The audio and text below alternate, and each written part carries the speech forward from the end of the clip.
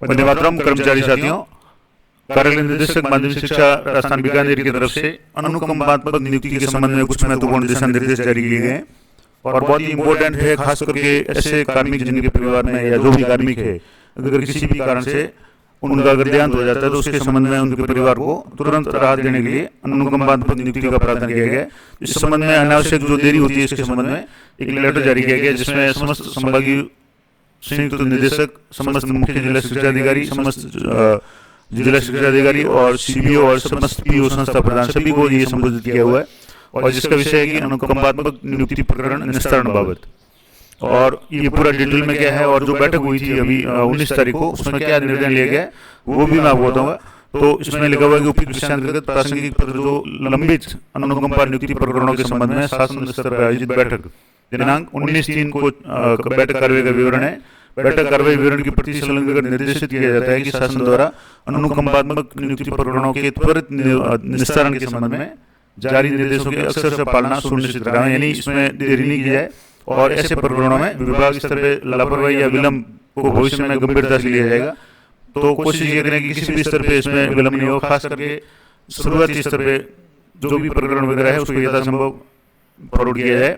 दोषी कार्मिक या अधिकारी के विरुद्ध अनुशासनात्मक कार्रवाई प्रस्ताव की जाएगी अगर इसमें अनावश्यक विलंब होता है तो। और समस्त संयुक्त निदेशक स्कूल शिक्षा अपने अधीनस्थ कार्यालयों में शासन से प्राप्त आदेशों की पालना सुनिश्चित कराएं। ये संयुक्त निदेशक माध्यमिक शिक्षा की तरफ से आदेश है। अब जो बैठक हुई थी वो क्या थी, तो ये बैठक का जो विवरण दिया हुआ है, राजस्थान सरकार शिक्षा विभाग की जो बैठक थी उसमें विभाग में लंबित अनुकंपा नियुक्ति प्रकरणों के संबंध में दिनांक 19/3/2024 को अधो हस्ताक्षरकर्ता द्वारा संयुक्त शासन सचिव शिक्षा विभाग या शासन सचिव उप सचिव प्रारंभिक शिक्षा विभाग संयुक्त विधि परामर्श के साथ में एक बैठक आयोजित की गई। आयोजित बैठक के दौरान किए गए विचार विमर्श के उपरांत शिक्षा विभाग के समस्त विभागाध्यक्षों को निम्नानुसार निर्देश प्रदान किए जाते हैं।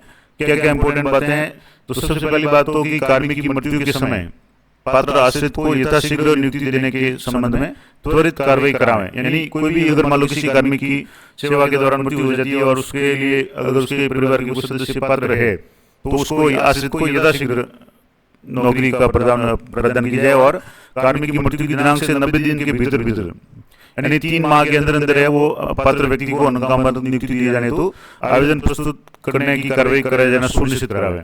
यानी मान लो किसी कार्मिक की सेवा के दौरान अगर मृत्यु हो जाती है तो 90 दिन के अंदर उसके परिवार के सदस्य जो भी पात्र है उनके द्वारा फॉर्म वगैरह भरवा करके ये प्रोसेस शुरू करवाया जाना चाहिए।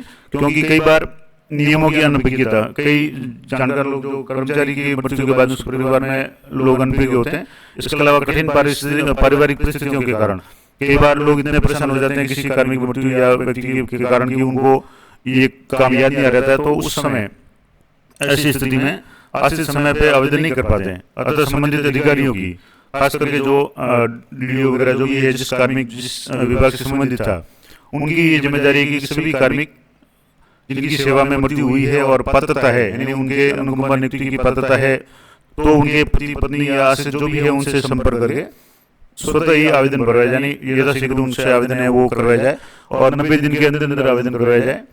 इसके अलावा किसी कार्मिक की असामयिक मृत्यु हो जाने पर आश्रित या परिवार या आश्रितों को तत्कालिक सहायता या राहत प्रदान करने हेतु नियमानुसार अनुकंपा नियुक्ति दिया जाना होता है। यानी अनुकंपा नियुक्ति का मतलब ये है कि वो आश्रितों को तात्कालिक सहायता मिले, तात्कालिक राहत मिले, ताकि परिवार में होने वाली क्षति की पूर्ति की जा सके, काफी हद तक उसको ठीक किया जा सके। और प्राय देखा गया है कि अनुकंपा के प्रकरणों में विभाग में बहुत समय बाद प्रस्तुत किए जाते हैं।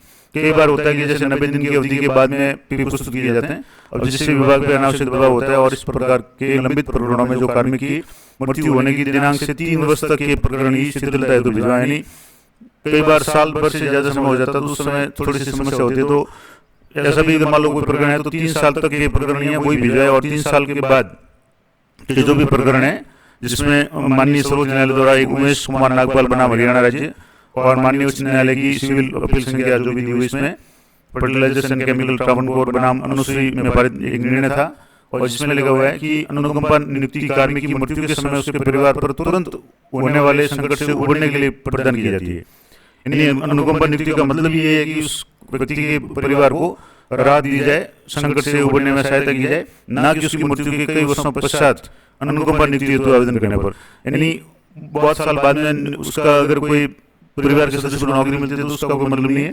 अनुकंपा का मतलब ये है कि उसके परिवार को तुरंत राहत दी जाए।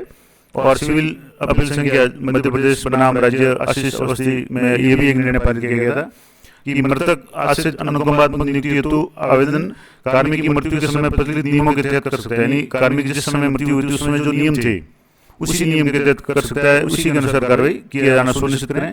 एक और इम्पोर्टेंट बात की आयु के संबंध में भी कई बार होता है कि जैसे कोई कर्मचारी उसके जो बच्चे बच्ची या जो भी आश्रित है वो 16 साल की आयु के या 18 साल की आयु के नहीं होते, तो इस संबंध में भी एक निर्देश है कि आश्रित पुत्र पुत्री 16 वर्ष की आयु पूर्ण होने पर पात्र होते हैं। अब यानी जैसे 18 साल की जगह यहाँ 16 साल लिखा हुआ है। एक बार और आप अच्छे तरह से कन्फर्म कर लें, ये जो लैंग्वेज लिखी हुई है कि आश्रित पुत्र या पुत्री 16 वर्ष की आयु पूर्ण होने पर पात्र होते हैं। यानी अगर वो 16 वर्ष का हो जाता है तो वो आवेदन अनुकंपा के लिए कर सकता है। अतः ऐसे प्रकरणों में अनावश्यक पत्राचार नहीं कर कार्मिक विभाग का जो निर्देश है 22/6/2015 का जो निर्देश है, अगर आवश्यकता होगी तो मैं वो निर्देश भी आपको कहीं से प्राप्त करके बताऊंगा। उसमें 16 वर्ष की आयु का प्रावधान किया हुआ है, उसके अनुसार ही कार्रवाई किया जाना सुनिश्चित करें। यानी अगर 16 वर्ष का अगर उसका पुत्र या पुत्री हो जाता है तो वो उसके लिए पात्र हो जाएगा। 18 वर्ष का इंतजार करने की आवश्यकता नहीं है और यथाशीघ्र उस आवेदन को प्रकरण को फॉरवर्ड किया जाना है। और अनुकंपा नियुक्ति से संबंधित लंबित प्रकरणों निदेशालय स्तर पे, जिला शिक्षा अधिकारी अन्य स्तर पे का दिनांक 15/4/2024 तक निस्तारण कर विभाग को अवगत कराया जाना सुनिश्चित कराएं और उक्त बिंदुओं की पालना यथासंभव सुनिश्चित करें। ये शासन सचिव स्कूल शिक्षा की तरफ से महत्वपूर्ण आदेश है और इसकी कॉपी भी यहाँ दी हुई है। यहाँ डिजिटल साइन भी यहाँ इनके किए हुए हैं और राजगाज के रेफरेंस नंबर भी है। तो ये महत्वपूर्ण आदेश था कि अनुकंपा नियुक्ति के संबंध में एक तो इम्पोर्टेंट बात की 16 वर्ष का अगर पुत्र पुत्री है तो वो आवेदन कर सकता है।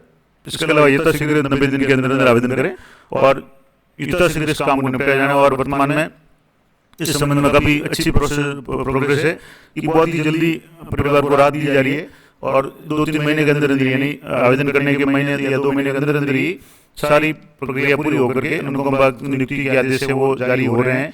मैंने भी देखे हैं और 1-2 साथी जो भी जिनके ऐसे कुछ परिवार में समस्या हुई है उनके हाथों हाथ आदेश जारी करके उनके जो भी संबंधित है यानी उनके पुत्र पुत्री या उनकी पत्नी को अनुकंपात्मक नियुक्ति है वो उनके आदेश जारी हुए हैं और उन्होंने ज्वाइन किया है। और पारिवारिक पेंशन के प्रकरण भी है वो शुरू हो चुके हैं, यानी पेंशन शुरू हो चुकी है।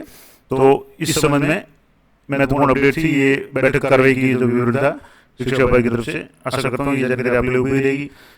इसी तरीके साला धर्म से संबंधित, पेमेंट से संबंधित, FMS 3.0 से संबंधित, SNA इनकम टैक्स से संबंधित विभिन्न प्रकार के टॉपिक पर मैंने वीडियो बना रखे हैं।